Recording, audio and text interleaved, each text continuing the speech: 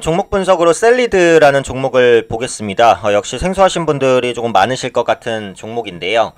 이름에서도 좀 분위기가 느껴지지만 역시 이 종목 제약바이오 섹터로 좀 분류되어 있는 종목입니다.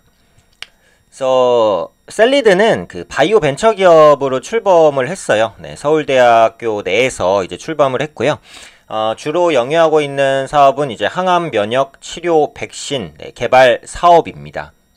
그래서 상당한 이제 독창성을 가진 기업이고 원천 기술이 좀 있다. 이렇게 이제 외부적으로 평가를 받고 있는 기업이라고 보시면 될 것 같아요. 특히 이 표지에 써온 대로 파이프라인이 상당히 좀 다양하고 그에 따른 성과도 기대가 되는 기업이기 때문에 좀 간략하게 한번 살펴보시면 좋을 것 같습니다.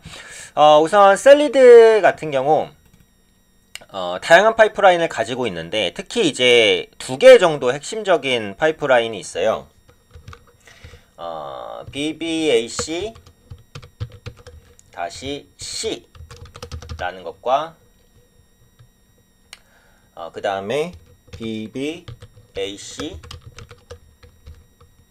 B, 이게 나중에 신약으로 나오게 되면 정식 명칭이 또 붙어서 들어갑니다. 근데 지금은 파이프라인이라는 것은 이전 영상에서도 설명을 드렸지만 신약으로 발전이 가능한 그런 기술을 말해요. 나중에 신약이 되면 정식 명칭이 붙고 그 다음부터 이제 본격적인 시판이 되는데 그 전까지는 이렇게 영문명이라든지 아니면 숫자 이런 것들로 조합돼서 보통 이제 명칭이 정해집니다. 그 중에서 이제 가장 성과에 대한 기대감이 있는 것은 바로 이제 VBAC C 라는 파이프라인이에요. 현재 임상 2상으로 좀 진행이 되고 있는 상황이고요. 임상 2상 다음에는 이제 보통 3상으로 진행이 된 다음에 시판에 대한 기대감을 좀 가져간다라고 보시면 될 것 같고, 임상 2상이 끝난 다음에 이제 조건부 허가를 받는 경우도 있어요. 그래서 만약에 조건부 허가를 받게 되면은 아마 내후년 정도부터 매출이 아마 나오지 않을까 이렇게 이제 판단이 되고 있고요. 관련해서 이제 VAC 이것도 V입니다. BBAC B 같은 경우에는 역시 항암 치료제예요. 그래서 역시 임상 1상이 작년 초에 이제 들어갔었고 올해 이제 임상 1상이 좀 마무리되고 2상을 좀 진행할 수 있을 것 같아요. 그러니까 임상에 있어서는 이제 VBAC C가 조금 더 빠르게 좀 진행이 되고 있다. 이제 이렇게 보시면 될 것 같고, 이제 핵심 플랫폼 기술이 셀리백스라는 건데 세포를 기반으로 하는 항암 면역 치료제예요. 그래서 이 세포 치료제 같은 경우 항원이죠. 항원 유전자를 탐색해서 항암 면역 작용을 이렇게 일으키게 유도를 하는 그런 과정이다라고 보시면 될 것 같고, 이게 말이 조금 어려운데, 그러니까 몸속에는 항상 암을 이제 방어하려는 그런 항암 세포라든지 이런 것들을 좀 가지고 있어요. 그런 것들을 좀 발전시키는데 도움이 될 수 있는 그런 기술이라든지 플랫폼 기술 이런 것들을 좀 보유하고 있는 기업이 지금 말씀드리는 이 셀리드다. 이렇게 보시면 될 것 같아요. 그래서 이 항암제 시장 같은 경우도 좀 발전을 거둬왔던 게, 그러니까 예전에는 화학물로 된 이제 항암제가 보통 이제 일반화된 상황이었어요. 근데 그 다음에는 이제 표적 항암제, 그러니까 조금 더 발전된 형태죠. 근데 지금은 이제 면역 항암제가 좀 일반적이 됐어요. 그래서 이 항암제의 발전 단위가 처음에 화학 항암제에서 표적 항암제 그리고 면역 항암제까지 이제 거쳐서 좀 왔다라는 부분이고, 셀리드 같은 경우에는 이 면역 항암제 부분에 경쟁력을 가지고 있는 그런 업체다. 이제 이렇게 보시면 될 것 같아요.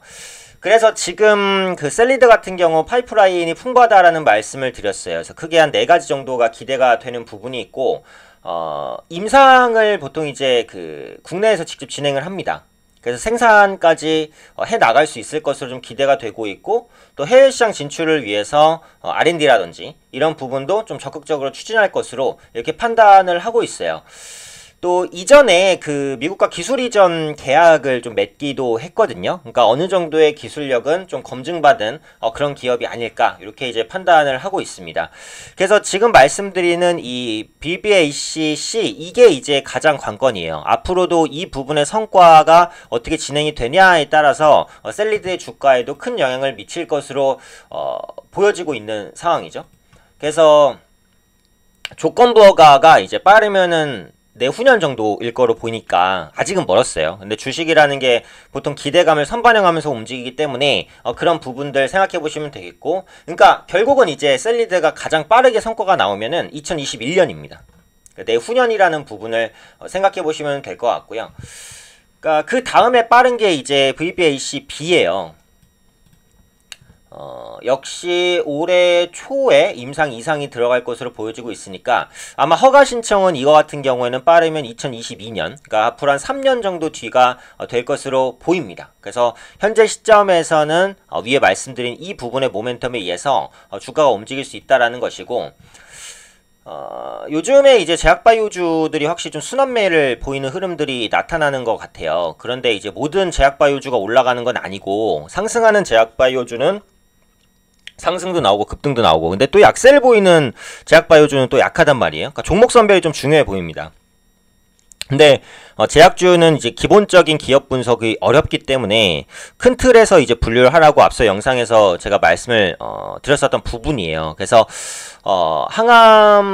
면역 항암제 부분에 대한 모멘텀은 분명히 가지고 있는 회사니까 이런 부분들을 좀 주목해서 보시면 될 것 같고, 기술적인 분석을 하는 것도 중요합니다. 아까도 말씀드렸듯이 제약주는 기본적인 분석에 의한 가치평가, 이런 부분들이 물론 다른 기업도 어렵지만 더 어렵단 말이에요. 복잡하고 용어도 어렵고, 그렇기 때문에 기술적으로 부담 없는 위치에서 공략하시는 것이 가장 유효한 전략이 될 수도 있어요. 어쨌든 오늘 같은 경우에는 일단 급등이 나왔기 때문에 주가가 계속해서 강하게 밀어붙이기보다는 좀 쉬어갈 가능성도 일단 염두를 해두셔야 되겠고, 기관과 외국인의 수급도 1차적으로는 좀 소화가 됐습니다. 특히 최근에 이제 그 시장에 신규 대비를 하는 제약바이오주들이, 그러니까 보통 공모주는 상장한 다음에 급등하고 눌렸다가 2, 3개월 후에 상승하는 경향이 원래는 강한데, 근데 최근에는 상장하고 얼마 지나지 않아서 바로 가는 경우들이 좀 종종 나타나고 있어요. 그러다 보니까 공모 시장에 어떤 종목이 나오는지 이런 부분들도 중요하다고 생각을 합니다. 그래서 이런 부분까지 좀 복합적으로